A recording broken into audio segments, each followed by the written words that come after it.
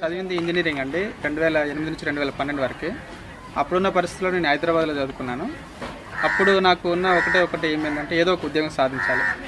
ఆ సాధించాలనే క్రమంలో నాకు ఇమ్మీడియట్గా ఏదన్నా ఒక ఉద్యోగం దొరికితే తక్కువ స్ట్రెయిన్ తోటి తక్కువ శ్రమతోటి ఉద్యోగాన్ని సాధించాలనే లక్ష్యంలో నేను ఉన్నాను. అప్పుడు చాలా ఆప్షన్స్ ఉన్నాయండి. ఏపీపీఎస్సీ కానీ బిఫోర్ బైఫర్కేషన్ ఆఫ్ ఏపీపీఎస్సీ కానీ చాలా ఆప్షన్స్ ఉన్నాయి. నాకున్న ఐటీకి పోలీస్ కానిస్టేబుల్ ఇవన్నీ రావు కాబట్టి బెటర్గా ఏ జాబ్ ఉంది. అప్పుడున్న వేకెన్సీస్ 2010-12 కాలం నుంచి ఎక్కువగా బ్యాంక్ జాబ్స్ ఎక్కువగా న్యూమరికల్ వేకెన్సీస్ ఎక్కువ నెంబర్ ఆఫ్ వేకెన్సీస్ ఎక్కువగా ఉండే కావాలని బ్యాంక్ జాబ్ చూసుకుంటే తొందరగా గెట్ అయ్యే అవకాశం ఉందని బ్యాంక్ జాబ్ చూస్ చేసుకున్నాను.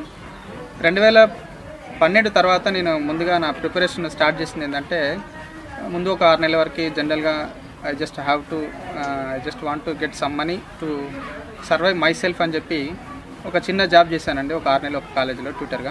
ఆ తర్వాత నెక్స్ట్ ప్రాథమికంగా నేను తీసుకుని ఏంటంటే ఏదో కోచింగ్ ఇన్స్టిట్యూట్లో జాయిన్ కావాలి. Because I don't have any basics. నా బ్యాక్గ్రౌండ్కి సంబంధించిన నాలెడ్జ్ ఏం లేదు కాబట్టి, నేను చదువుకోవాలనుకున్న బ్యాంక్కి సంబంధించిన ఏ నాలెడ్జ్ లేదు కాబట్టి నేను దానికి కోచింగ్ తీసుకోవాలని అనుకున్నాను. ఆ టైంలో నేను కోచింగ్ తీసుకున్నాను.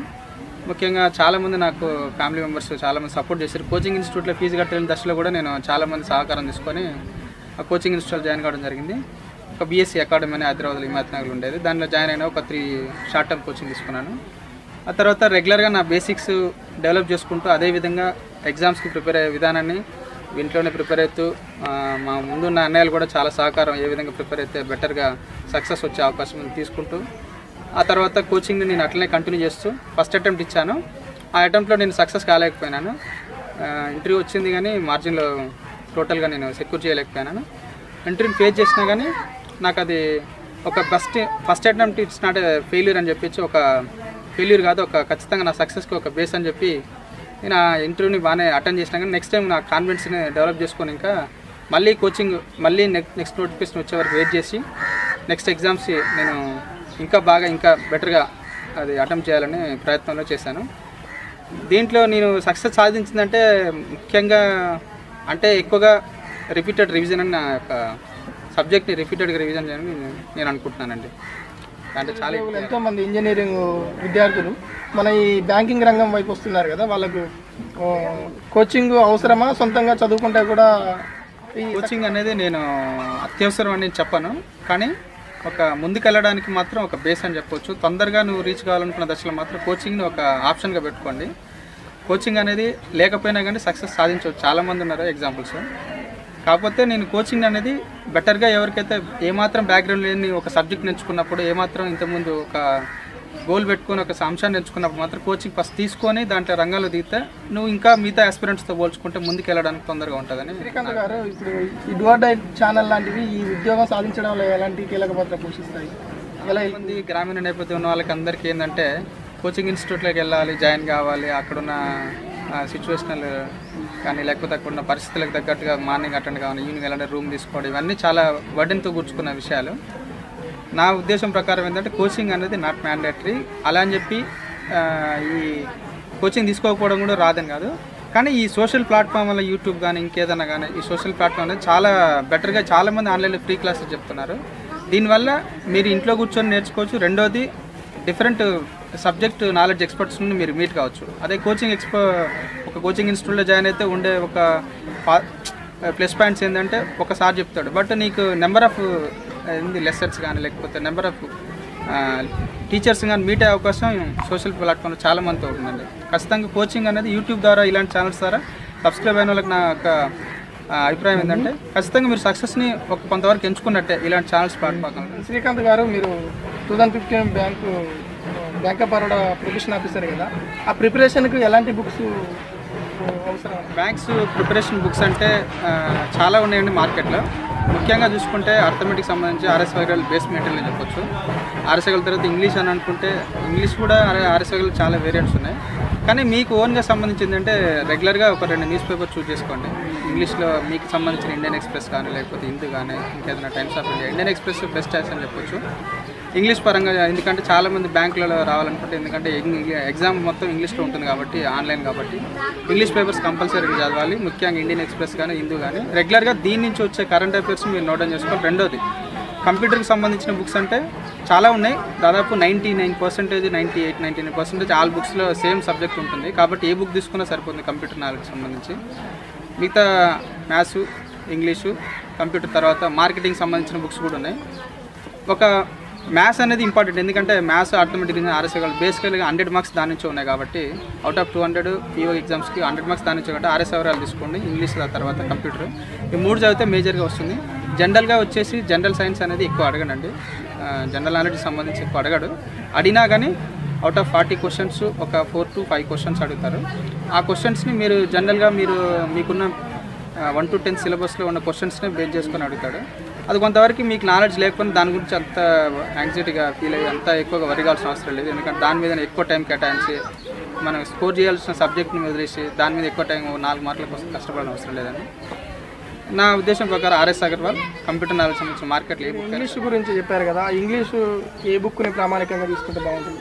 ఎందులో అయితే నేనైతే రెఫర్ చేస్తున్నాను లెనిన్ మార్టిన్ అనేది. అది అందరి చాయిస్ కాదు, మీకుంటే మీరు ఒకసారి ట్రై చేసి చూడండి. మీకు ఉన్న సోర్సెస్లో కూడా ట్రై చేయండి. లెనిన్ మార్టిన్ ఓకే అండి. మనం ఎంతోమంది మెయిన్స్ వరకు వచ్చేసి ఇంటర్వ్యూ వరకు పోయి అక్కడ ఎంతోమంది వెనకకు వచ్చిన చాలామంది ఉన్నారు. వాళ్ళకి ఎలాంటి ఇంటర్వ్యూని ఎలా ఫేస్ చేయాలంటారు? ఇబ్బంది పడే అంశం ఇంటర్వ్యూ అనేసరికి, ఈ అంశానికి వచ్చేసరికి నేను చూజ్ చేసుకున్న పాత ఇంటర్వ్యూ ఎలా సక్సెస్ కావాలనుకున్నానంటే, బేసికల్గా ఇది అందరూ మాట్లాడి చెప్పే విషయాలే.